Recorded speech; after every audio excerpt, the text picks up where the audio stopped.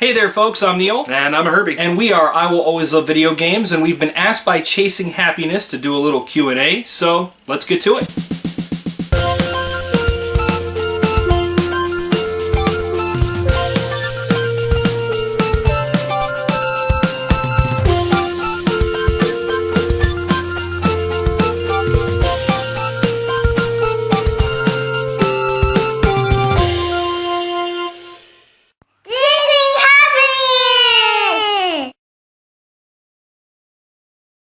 Alright, so what's going on? Well, for one thing, Neil's rebuilding his game room, which so far so good. It looks amazing. From what you see. You don't see everything over here. Yeah, like the stuff over here. Boxes. All kinds of Atari and boxed Sega games. It's pretty fucking sweet.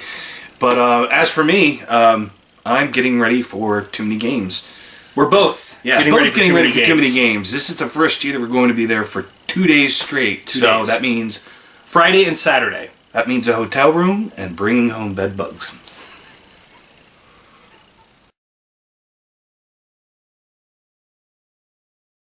My earliest gaming memory is, without a doubt, the Commodore 64. It's the first system I ever had, and I don't remember exactly what the first game was that I played on it, but, I mean, Aztec Challenge, BC2 Grog's Revenge, Forbidden Forest, Beyond the Forbidden Forest. So many games I played on that thing. Chernobyl, Who Framed Roger Rabbit, of which I still have a boxed copy of. I've seen it. It was the start of it all. I love that system. Yeah, for me, mine would have to be, I don't know exactly which model number it was, but it was the Texas Instruments machine, which was like a keyboard that had a little notch where you put cartridges in. Yeah. My mom had like word processing, tax form, different programs. But one day she came home with a game called Hunt the Wumpus. And it scared the bejesus out of me and my little sister. I remember you telling me about it. And it was a game where you go from room to room trying to avoid the Wumpus and getting, I believe it was getting out of the castle. But the whole time, the whole thing is chasing you. So yeah, it was kind of like a survival horror game for a 3- and 4-year-old child. You still play it though, don't you? I do have an emulator. And I have my C64 emulator, so it just goes to show the classics, the stuff that you start with. No matter how old you get and no matter how old the technology gets. They never die. Nope.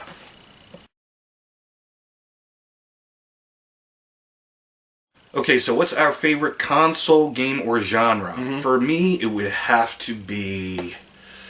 It's really hard because the two of them are from the same company and they're butted right up against each other. But my I know where this is going. All-time favorite has to be the old gray toaster. The old NES. The NES system. And one of the reasons why is I still play it and collect for it to this day. I mean, I don't go even a month without picking up Super Mario Bros. 3 one afternoon and just beating it just to beat it. And as for favorite game or genre, of course, I'd say platformer or shooter, but I lean more towards platformer. I remember the time that we went to that bar downtown, and they had the NES hooked up, and SMB3 was in there, and you just picked it up and just whipped through the game. Within the time that I was there, he hopped on this thing and just ran right through SMB3 like it was nothing. He didn't even have to look at the screen. So that answer is no surprise to me. Mine, on the other hand, my favorite console, and I've thought long and hard about this, is without a doubt the PS2. I don't know if you can see it, but I've got a massive PS2 collection. I've got about 400 games, and in terms of genre, I like everything. But the reason why the PS2 is my favorite console is because it has such a versatile, diverse collection of games. You want a shooter? You've got it. Platformer? Got it. Horror game? Puzzle game? All kinds of stuff. It's got RE4. And I like the version of that on PS2 more than GameCube, but so sue me. It just plays smoother. There's so many games. Every other system I have, I get in moods for. If I want to play 8-bit games, I'll hop on the NES. But then after a while, you do get tired, or at least I get tired of playing 8-bit stuff, and then I put it aside and whatever. I go through that with every system, even modern systems like the 360. But that PS2, doesn't matter what mood, doesn't matter how I'm feeling, what I'm in the mood to play, I can pick something off this shelf, pop it in the PS2, and I'll sit here for hours. I collect games because I love them. I mean, I don't even know how to answer this one. When I collect things, I pick up stuff that I know I actually want to play. You're not going to see any shelf filler in my collection. I don't have a bunch of sports titles or kids' games to look like I have a ton of games. Everything that's behind me and over here and right there is stuff that I play. And shouldn't that be why you collect as a gamer? Isn't that really the main purpose? Yeah, it is. And that's one of the reasons why the system I collect the most for is the NES. The only problem is the market right now for the NES is very, very pricey. So, as of right now, what I'm collecting, because it's not very pricey, but they're still fun and enjoyable, which are the same thing, a little redundant, the Sega Genesis and the Atari platforms. They just... Atari games are dirt cheap. Yeah, right you can now. buy like an Atari game. Sometimes they'll just give them to you at pawn shops because they don't sell.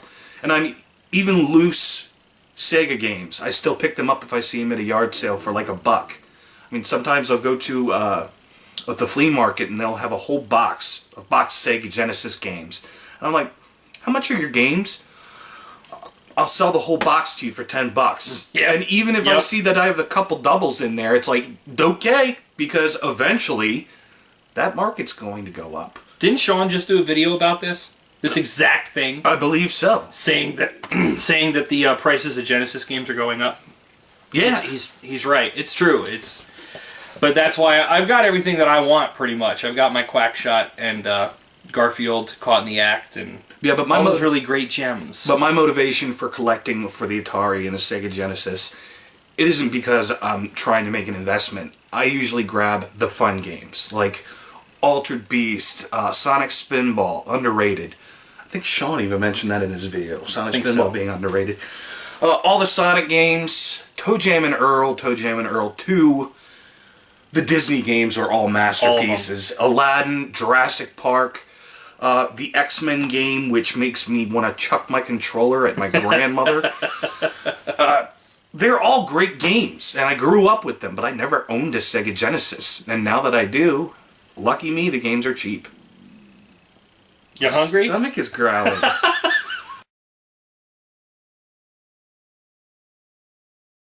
This is going to sound really corny, but my favorite video game memory is when I was a kid, there was a time that I was really sick, and I spent the entire day playing my Atari 7800, and I was playing Galaga.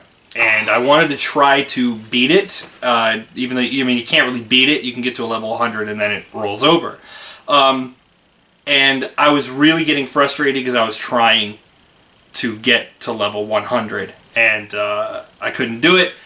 So my mom came in and played Galaga with me for like 2 friggin' hours to get to level 100 and watch it roll over. That's cool. So, yeah, it's a corny answer, but it happens to be true, and that's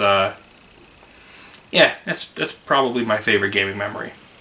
My favorite gaming memory is, I'd say it was about 1986, 1987, and I was about 9 years old around that time. Yeah, that sounds about right. The Nintendo had just come out in 85. So it had been around for a while, and we were at our local flea market called... We can mention it? You can mention it, go ahead. We were at a local flea market called Spence's. So we were walking the tables, and at the time I was looking for Atari cartridges because I had an Atari 7800, and all the other kids in the neighborhood were playing their Sega Genesis and Nintendo. If that's around the right time frame, it might not be. But anyway, so we walk over to this table...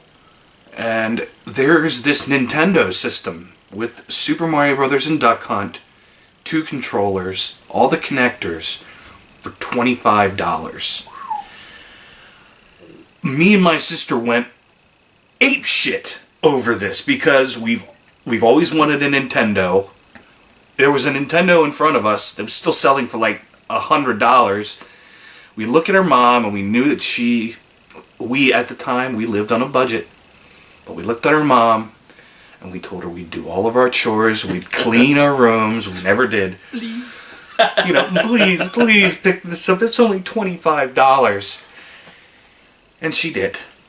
And on the ride home, she revealed to us, and this was during the summer, mind you, that she was going to wait to give it to us for Christmas. And we cried and cried and cried. And then when we got home, she hooked it up and let us play it. Hey! Victory! So, that was my favorite memory. My mother picking up an NES for us. So both of our stories, I'm looking at the list of questions here. Both of our answers have to deal with our moms. That's moms help gamers. They do. Moms build gamers. Create gamers. There we go. Birth gamers.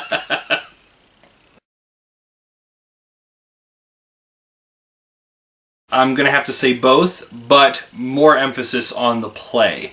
Again, everything that you see in this room, I do play.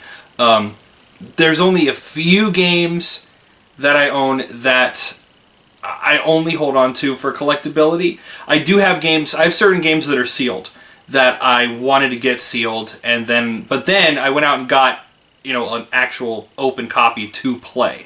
It just so happened I found a sealed copy of the other game first. And anything Mega Man, anything related to Mega Man or Cammy from Street Fighter. And I have to have it. I don't care what it is. I don't care what system it's on. I don't care if it's an import. I mean, I got my copy of Mega Man, The Wily Wars from AliExpress in the Bootleg Bonanza video on our channel that you can watch right now. And I got that because there's no other way to play it in the States unless you want to emulate. And even though I'm probably never going to play the actual cart, it's Mega Man. So I had to have it. But yeah, when it comes to collecting or playing, I do both. But if you tip the scales, the playing part is much, much higher. Yeah, for me, I would say definitively both. I do collect mostly because I want a complete NES collection. Good luck. Because no one buys Snake's Revenge to play it. No. Terrible game. But there are a lot of really, really good games that are rare and expensive that I have purchased because I wanted to play them in their natural form. I mean, don't get me wrong. I've got emulators out the wazoo. I've got a cracked, homebrewed Wii U to play all of those games. But for me, I've always used the term boxed wine. Yep. If you're drinking boxed wine, it's going to get you just as drunk as the bottled kind. But it may not be as fancy. But it's just more satisfying for me. And trust me, I'm not being a snob about it. I've never been a snob about it. But I just like the ritual of taking apart the cartridge, cleaning up the contacts, getting it to work again, making the label nice and shiny, and putting it up on my shelf. And it's just like right there. Like anytime I can reach out, grab that game, pop it in, turn on the TV, and play it. I don't have to turn on my tower. I don't have to turn on a monitor, turn on my speakers, get on the mouse, go find the file, get the file running properly, get the emulator to actually work with the file, yada, yada, yada. Both. I love the gaming, and I love the aspect of collecting. He also loves that copy of Bubble Bath Babes that he has. I do.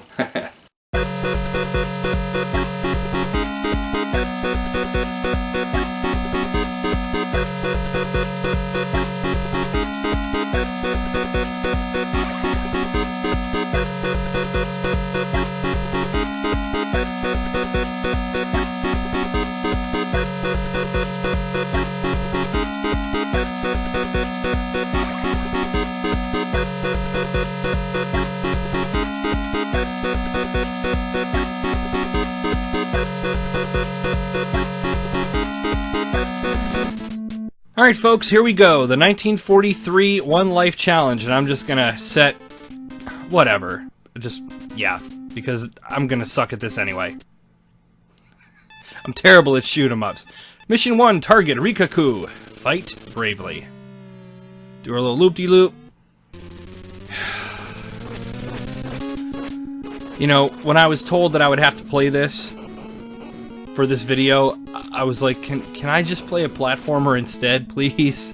Can I play Felix the Cat? I can do that in one life, or, you know, pretty much any Mega Man game. Something. Kirby's Adventure, how about that?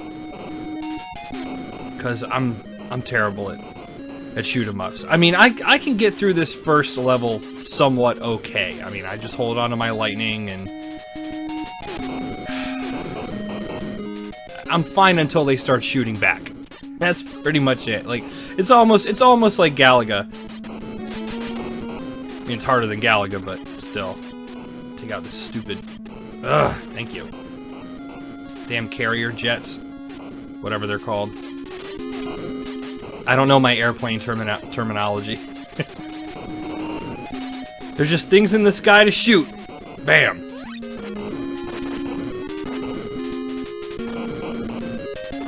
In a little bit, they're gonna start... Yep, yeah, look at that. See, I'm already getting hit.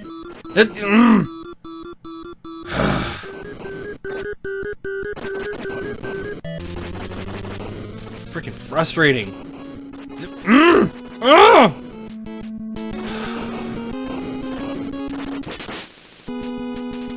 Get rid of him. Let's go down.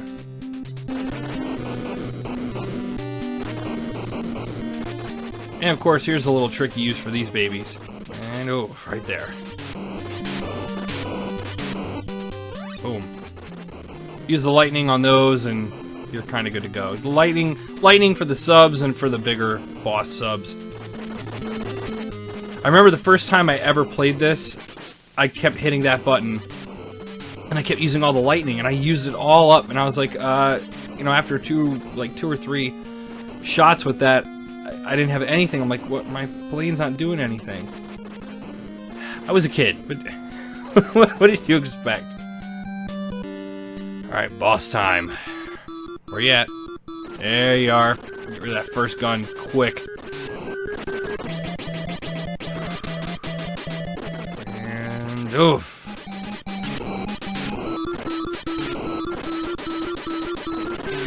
Using that lightning really helps. Come on, come on. Ugh. The hell? Oh, of course. Boom! And of course you gotta stay away from the smoke. That's something else I learned when I played this. Mission 1 clear! Yay! Rikaku sink a ship! I believe you mean sank. Good old translated English. Mission 2, target Kaku, fight bravely. Yeah, as I was saying, I remember the first time I got rid of the first boss tank. Or sub, whatever. Dude, it's 8 o'clock in the morning. I just woke up. The first time I got rid of one of those subs, I was like, yeah, I beat it! And then my plane crashed, and I lost. I'm like, what the hell happened? And it dawned on me that I got hit by one of the smoke clouds. I'm like, that's so damn cheap. If you get hit by the smoke after you blow up the sub, you can die. That's cheap. Give me that power. And we got these dipping jets. Ah!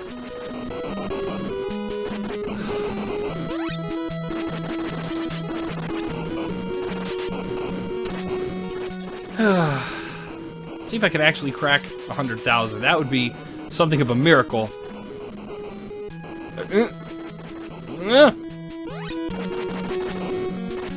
Getting close. Oh, thank God for that lightning. Hey, we did it. All right, let's keep it going. Let's keep it going. Land! Yay, I can upgrade something.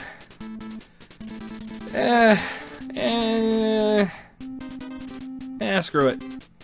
just go with defensive, whatever. Visual contact with service forces confirmed. I'm doing pretty good here. Haha. God, I love doing that. Oh, these guys. Oh! Alright, well there goes that. I shouldn't have stayed in the center. 111,600. Not bad. Okay. Well, there you go. I did a little bit better than I thought I would.